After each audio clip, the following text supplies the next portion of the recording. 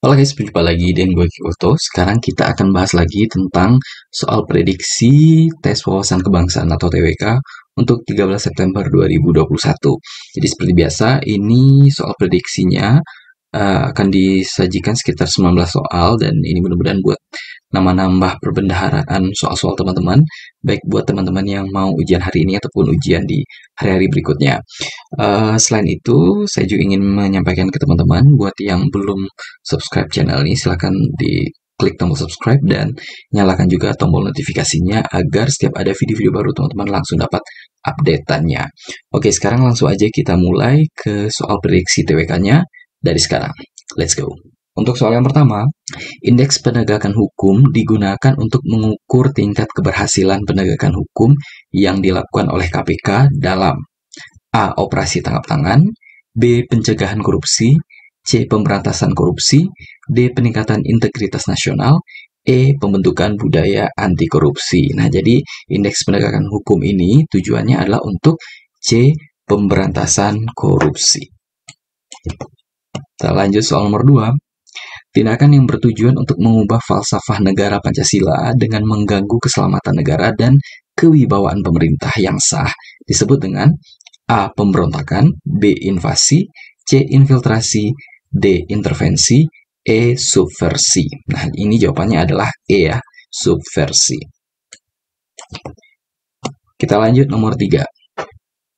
Pertahanan bangsa dilambangkan dalam lambang negara Garuda Pancasila dalam bentuk A. Mata Garuda yang tajam mengawasi, B. Warna emas Garuda Pancasila, C. Pita yang dicengkram burung Garuda, D. Garis hitam tebal horizontal dalam perisai, E. Perisai di tengah burung Garuda. Nah, ini kata kuncinya adalah pertahanan ya. Kalau pertahanan itu biasanya kita pakai apa? Biasanya pakai perisai ya. Jadi jawabannya adalah E. Lanjut soal nomor 4. Pancasila sebagai dasar negara Indonesia melewati proses yang panjang hingga akhirnya sampai pada perumusan final, yaitu pengesahan konstitusional. Pengesahan Pancasila sebagai dasar negara terjadi pada tanggal A. 1 Juni 1945, B. 22 Juni 1945, C. 17 Agustus 1945, D. 18 Agustus 1945, E. 19 Agustus 1945. Jadi yang nomor 4 ini jawabannya adalah D. 18 Agustus 1945. Kita lanjut soal nomor 5.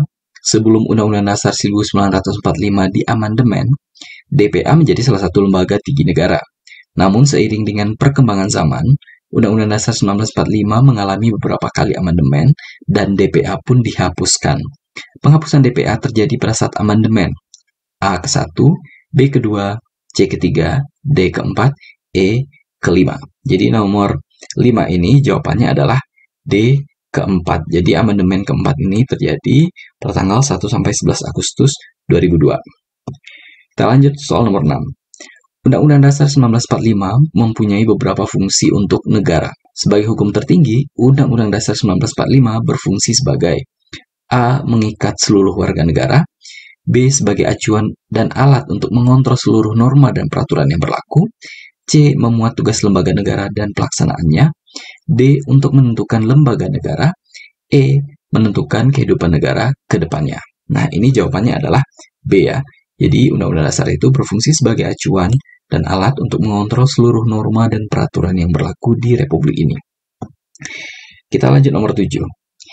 Indonesia telah mengalami beberapa kali fase perubahan konstitusi. Ada masa di mana konstitusi yang digunakan adalah konstitusi RIS atau Republik Indonesia Serikat. Masa berlakunya konstitusi RIS adalah A. 19 Oktober 1999, B. 5 Juli 1959 sampai 19 Oktober 1999, C. 17 Agustus 1950 sampai 5 Juli 1959, D. 27 Desember 1949 sampai 17 Agustus 1950, E. 18 Agustus 1945 sampai 27 Desember 1949. Nah, ini jawabannya adalah ingat bulan Desember mulainya ya. Jadi jawabannya D, 27 Desember 1949 sampai 17 Agustus 1950. Lanjut soal nomor 8. Pada hakikatnya, manusia adalah sebagai zoon politikon, yaitu manusia sosial yang tidak dapat dipisahkan satu dengan lainnya.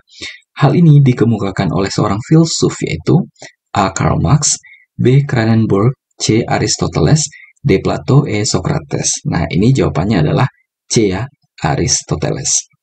Kita lanjut nomor 9. Kerajaan ini merupakan kerajaan maritim karena mempunyai angkatan laut yang kuat dan wilayah perairan yang luas, sehingga disebut kerajaan Nusantara pertama di Indonesia.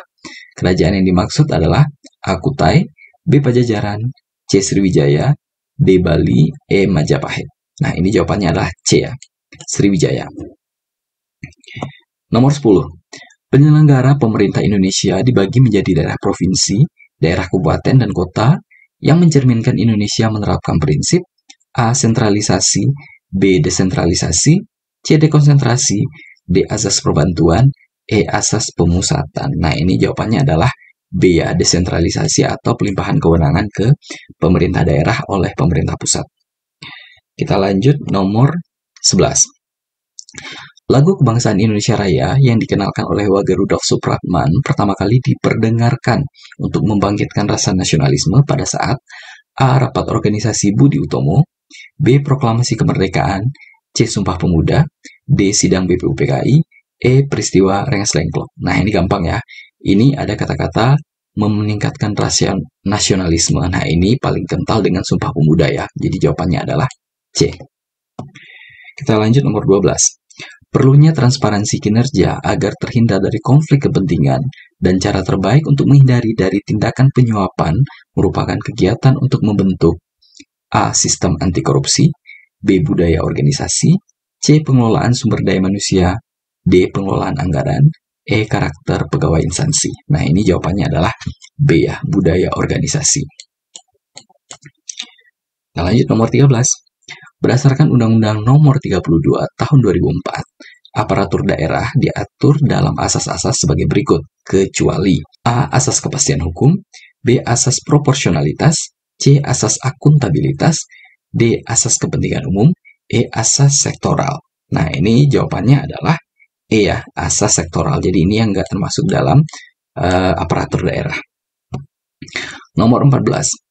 Esensi dari bela negara bagi masyarakat Indonesia adalah menjaga A. Nilai Pancasila, B. Kesatuan suku bangsa, C. Keberlangsungan hidup bangsa dan negara, D. Wilayah dari serangan pemberontakan, E. Kemerdekaan dan kedaulatan negara. Nah, ini esensi dari bela negara tuh intinya adalah untuk keberlangsungan hidup bangsa dan negara. Jadi jawabannya adalah C. Kita lanjut nomor 15. Usaha bela negara dalam menghadapi ancaman non-tradisional yang dilakukan oleh negara berikut ini, kecuali A. Agresi militer, B. Penyelundupan kayu, C. Illegal fishing, D. Penangkapan peredaran obat terlarang, E. Penyelundupan flora dan fauna endemik. Nah, ini ingat kata-katanya non-tradisional ya. Nah, kecuali, ada kata-kata kecuali. Nah, ini jawabannya adalah A. Agresi militer. Nomor 16. Dalam sistem demokrasi Pancasila di Indonesia, lembaga negara yang berhak melakukan impeachment adalah, nah jadi impeachment ini artinya memberhentikan presiden. Nah, ini gampang ya. Jadi pilihannya ada DPR, ada DPRD, Presiden, MK, dan MPR. Nah, ini jawabannya udah jelas ya. Impeachment itu adalah salah satu wewenang dari si MPR. E.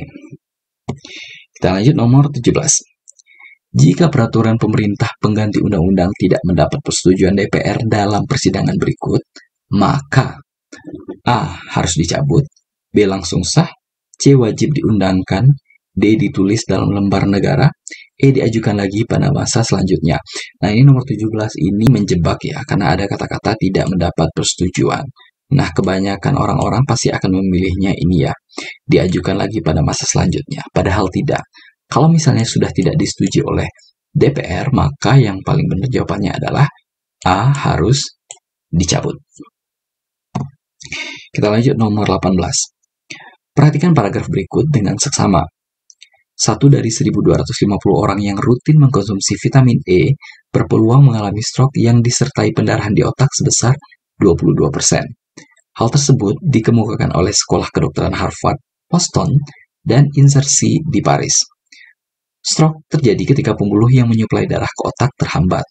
Salah satu penyebabnya adalah tumpukan lemak yang menyebabkan kerusakan otak. Nah, penggalan tersebut merupakan jenis laporan A. Penelitian, B. Kegiatan, C. Perjalanan, D. Pengamatan, E. Peristiwa. Nah, ini kalian tinggal lihat karena ada kata-kata ini ya, dari 1.250 orang, kemudian sebesar 22%-nya itu adalah ciri-ciri dari sebuah penelitian. Gitu. Oke, jadi jawabannya adalah A. Penelitian. Kemudian nomor 19, atau soal terakhir, menurut penelitian, diabetes mellitus atau DM disebabkan oleh tidak berfungsinya kelenjar pankreas secara optimal. Akibatnya, hormon insulin yang diperlukan tubuh tidak dapat diproduksi. Oleh karena itu, konsumsi gula harus dikendalikan agar pankreas bisa bekerja dengan baik. Untuk melengkapi paragraf rumpang atau kosong, kalimat penjelas yang tepat adalah A. Tanpa insulin, makanan yang diubah menjadi gula tidak dapat diproses menjadi energi.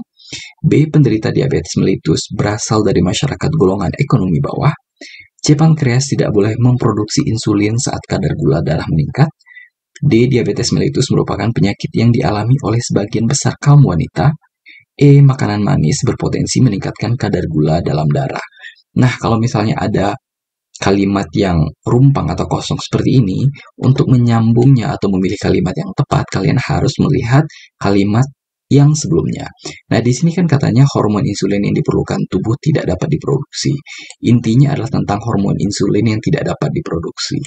Nah, yang rumpang ini, kalimat rumpang harus mengandung kata-kata hormon insulin. Nah, yang paling benar adalah A, karena ini adalah satu-satunya yang memiliki unsur insulin. Jadi mungkin sekian dulu soal prediksi TWK untuk tanggal 13 September 2021 ini. Kalau misalnya kalian suka dengan video ini, jangan lupa klik subscribe, comment, and share juga. Dan tonton terus video-video lainnya. Video-video lainnya kalian bisa cek di playlist seputar CPNS. Di situ juga lumayan banyak video-video baik itu tryout ataupun short yang sifatnya adalah rumus-rumus singkat dan praktis untuk menyelesaikan berbagai macam soal, khususnya di TIU ya. Namun juga ada beberapa yang TWK dan TKP. Selamat ujian, semoga sukses dan see you next time. Have a nice day. Bye-bye.